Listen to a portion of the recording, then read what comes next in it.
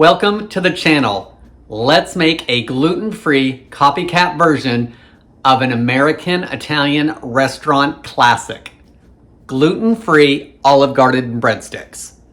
I'm Jamie with Savorysaver. I share gluten-free recipes, tips, tricks, and resources to make your gluten-free lifestyle easier. So please consider hitting subscribe and let's get started. A couple things before we get started. This recipe comes from the website Mamagourmand. I have not made any of those recipes before, so I'm excited to try one today. It uses cup for cup gluten-free flour, so I'm going to be using that today as well. Cup for Cup uses xanthan gum as its binder in the blend, but we will also be adding some additional psyllium husk powder. Cup for Cup also has milk in it as one of the ingredients. So if you have any milk issues, you will not be able to use this blend, but the website does have a dairy-free alternative. So definitely check out the website for the full directions there. I will include all the ingredients in my description below, as well as any hard to find items or items you might not find locally, such as the Cup for Cup. The recipe doesn't look overly difficult. We are going to use a stand mixer and we are going to pipe the batter onto the pan. So that tells me it's probably going to be a very sticky batter, which we're all used to, right? All right. Let's get started and see if I can make these or mess them up. So for today's recipe, I kind of am doing a little bit of weight, a little bit of volume, but the ingredient list down below in the description will have both listed. So if you miss anything or if you bake one way versus the other. So to the bowl of the stand mixer, I have 438 grams of the Cup for Cup flour, or 3 cups. To that, I want to add 2 tablespoons of granulated sugar, 2.5 teaspoons or 9 grams of instant yeast, 1 tablespoon or 11 grams of psyllium husk powder, a teaspoon of baking powder, and a teaspoon of fine salt. The recipe does not say this, but I'm giving it a quick whisk because I want to make sure everything's blended together before I add the wet ingredients. Now I've got my bowl on the stand mixer, and at this point it says to add the paddle attachment and to blend everything together. I just did that with the whisk, so I'm not going to do that. It should be blended from me whisking it, and I actually, you could have done it with the paddle if you wanted to, but I think the whisk breaks everything up a little bit better. Now let's add our wet ingredients. You want to add 1 cup of warm water, so the water should be about 110 degrees. We want to add 2 eggs at room temperature, and I've beaten the eggs just to give them a head start in the mixer. We're also going to add 1/4 cup or 53 grams of olive oil. Let's mix this on low speed for about a minute. Not like that. Like this. Once everything's been mixed, now we want to bump the speed up to medium. We want to beat it for 5 minutes, and you want to scrape the bowl down halfway through the mix time. So let's get that done, and we'll keep moving forward.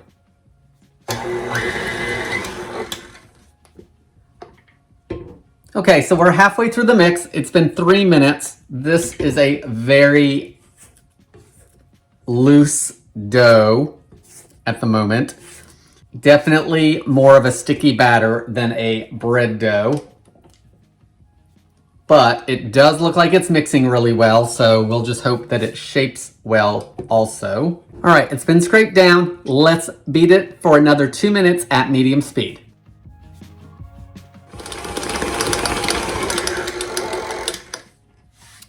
Okay, it's been the total 5 minutes now. Again, it is super sticky, but I can smell the yeast doing its job, so I do like that. Okay, so the description the recipe gives is it should be slightly thick like brownie batter, and I think that's a fair assessment. Let's put this to the side for just a moment. So I've got a large baking sheet that I have lined with parchment paper. It also says to spray it with nonstick cooking spray, so we're going to do that as well.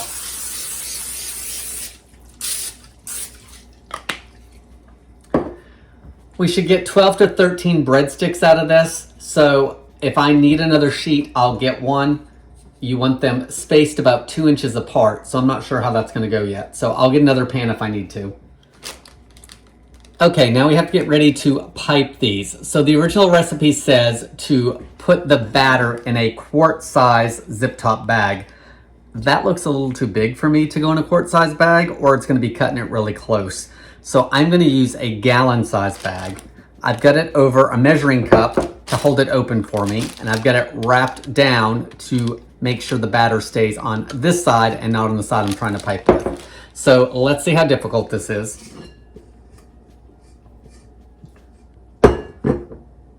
All right, so that was a little risky because it is up over the top of that bag by like 5 inches, but it's not spilling all over the place, so I think I'm good.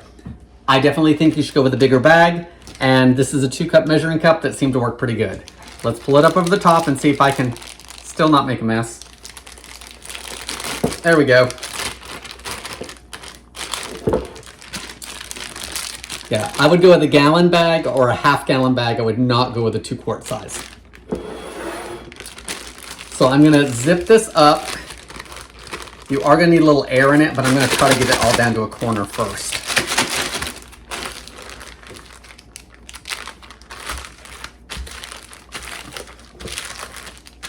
All right, let's scrape this down. If you have a metal pastry scrape, you're not gonna wanna use this side. You don't wanna rip the bag. I would try using this side. That's what I'm gonna do. If you have a plastic one, this is the time to definitely use the plastic one. Okay, so far so good. I think I am gonna get another pan ready just in case. So I'm gonna get the pan and put the parchment down, but not spray it unless I need it. Let me do that, and then we will see how these pipe.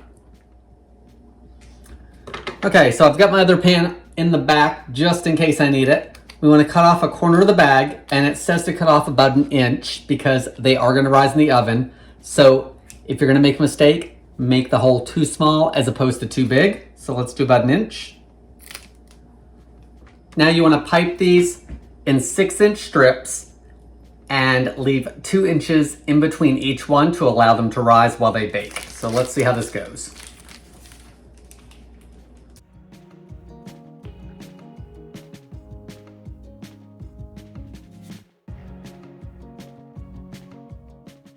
Okay, not bad, but it's super sticky and we have to break it off somehow. So let me get a bowl of water and we'll see if that helps. All right, so I've got a bowl of water behind me as well as my kitchen shears.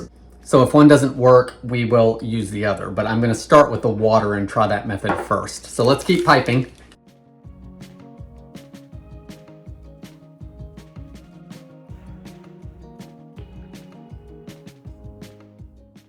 Okay, the wet fingertip seems to work.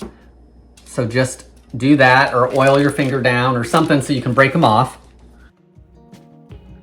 Okay, so I've got 8 breadsticks on the other pan. I've got another 6, 7 here, so I've got 15. They're not all 6 inches. They're off a little bit, I'm sure. I've got a little bit of batter left in here. Overall, this was much easier than I expected. So now we need to bake them and then we need to coat them. So I'm gonna turn my oven on to 375 degrees, put these in a draft-free place so they can rise a little bit before they go in the oven. Once they go in the oven, they're gonna bake for 15 to 17 minutes. You want them to be lightly browned with an internal temperature of 190 to 200 degrees. So I will check that to see if that's where we are. While these are baking, we'll make the topping. So let me preheat my oven and we'll get these baked off. So our breadsticks are getting ready to go in the oven in a minute or two, but I want to melt the butter and make our topping now because I want the butter to have time to infuse with the garlic. So I've got 1.5 tablespoons of butter here. I'm going to add about 1/4 teaspoon of garlic powder, 1/4 teaspoon of salt, and 1/4 teaspoon of Italian seasoning. We're also gonna add some Parmesan cheese, and today I'm taking the easy way and just gonna add the stuff out of the canister. But I'm gonna wait until just before we brush it on to add that because I don't want it to get weird in the butter as far as melting or anything. So I'm gonna pop this in the microwave and melt it. It's probably gonna take 20 to 30 seconds. Okay, so it's all melted down and I'll just warm it back up if I need to before I use it. And just before we use it, we'll add a couple tablespoons of grated Parmesan. So let's get those breadsticks in the oven and get them baked. All right, guys, these look really good. So let's temp them and see what they come out to. Oh yeah, 208. We are good. Let's check the other pan real quick. Those are good as well. So now we need to get them coated. So let me do some shifting so we can do that. All right, so I've got my melted butter mixture. I'm gonna add a couple tablespoons of the jarred stuff. Let's give it a mix. And let's brush all of these.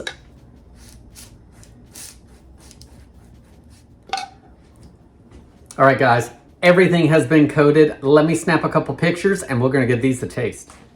So before we give these a taste, you guys did see that they temped at 200, but first I wanna show you this. So this is the one I'm gonna try. It's a little smaller. This one is more golden than this one. These are the ones on the top rack and I forgot to rotate the racks. So the oven just beeped only because I turned it back on, and all of the lighter colored ones I'm popping back in the oven for just a few minutes, even though they're coated, just to try to brown them up. So definitely look at rotating those pans because we want some even brownness. Even if you take out one pan, leave the other pan in there for a minute or two to see if you can get those to brown better, because the more golden ones look better. But we're gonna try the one that is not as golden, because as long as it's baked through, I can work on the looks later. All right, so let's break into this.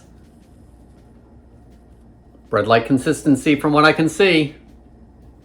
They look really good. They feel soft.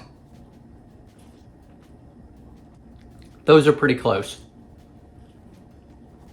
The texture is super soft. I really like the lightness of that bread.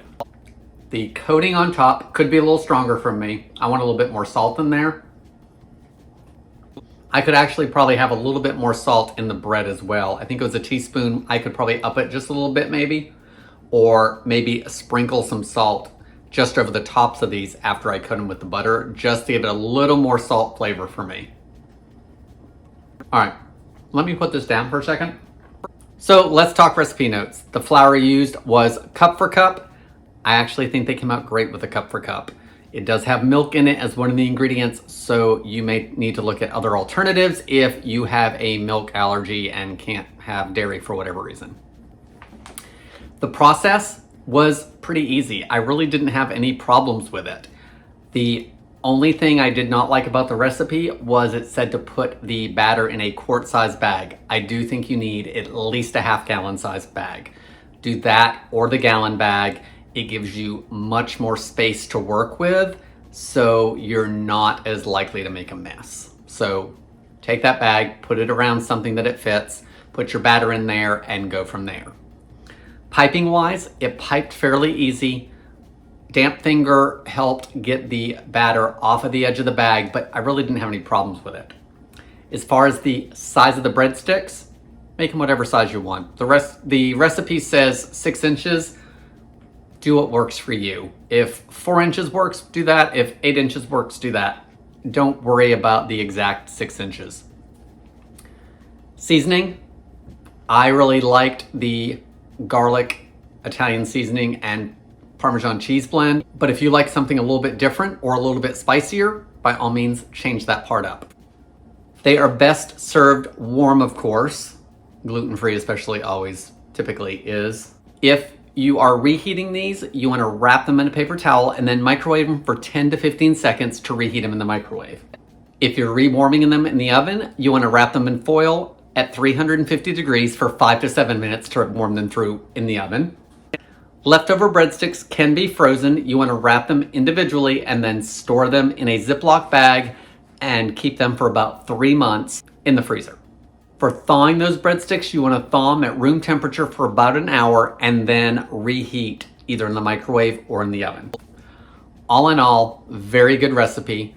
I will link down below to the full recipe. Ingredients will be listed in the description below, as well as anything that you may need to find that you can't find in your grocery store. Guys, what do you think of this recipe? Please leave me your comments below because you're probably not going to Olive Garden anytime soon. And if you are, you're not getting these breadsticks there. Guys, I want to thank you so much for watching today. I appreciate it, and I hope to see you in the next video.